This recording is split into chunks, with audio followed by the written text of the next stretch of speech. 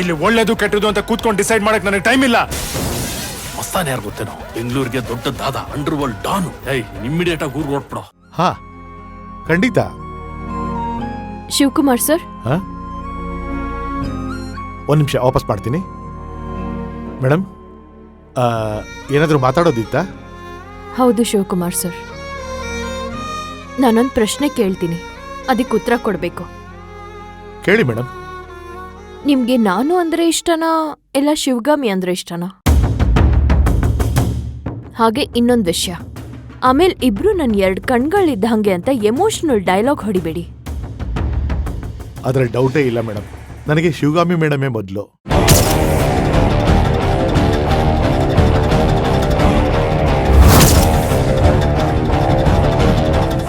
ಆಮೇಲೆ ನೀವು. ಯಾಕಂದ್ರೆ ನಿಮಗಿಂತ ಅವ್ರ ಜೊತೆನೇ ಜಾಸ್ತಿ ಕೆಲಸ ಮಾಡಿದ್ದೀನಿ, ನಿಮಗಿಂತ ಜಾಸ್ತಿ ಒಡನಾಟ ಅವ್ರ ಜೊತೆನೇ ಇರೋದು.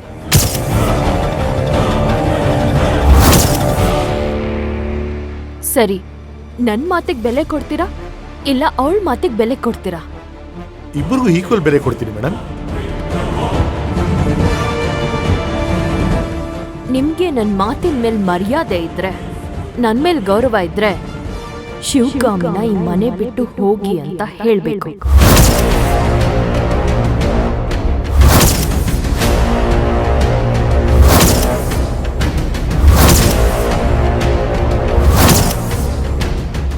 ಕಾರಣ ನಿಮಗೆ ಗೊತ್ತಿದೆ. ಅವಳು ಖುದ್ದಾಗಿ ನನ್ ಮಗುನ ಸಾಯ್ಸಕ್ ಬಂದಿದ್ಲು. ಅವಳ ಮಗಳು ಭೈರವಿನ ಬಿಟ್ಟು ನನ್ನನ್ನ ಸಾಯ್ಸಕ್ಕೂ ಟ್ರೈ ಮಾಡಿದ್ಲು. ಮೇಡಮ್, ಬೆಳಗ್ಗೆ ನಾನೊಂದು ಫೋಟೋ ನೋಡಿದೆ.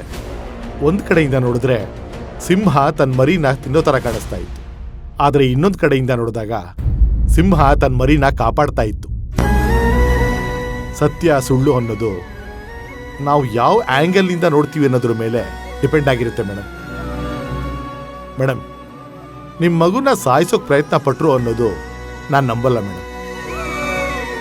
ಅವ್ರನ್ನ ತುಂಬ ಹತ್ತಿರದಿಂದ ನೋಡಿದ್ದೀನಿ, ಅವ್ರೇನು ಅಂತ ನನಗೆ ಗೊತ್ತು ಮೇಡಮ್.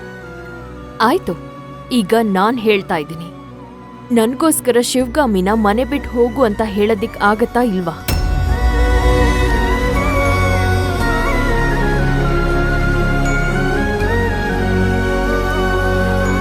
ಖಂಡಿತ ಆಗಲ್ಲ ಮೇಡಮ್.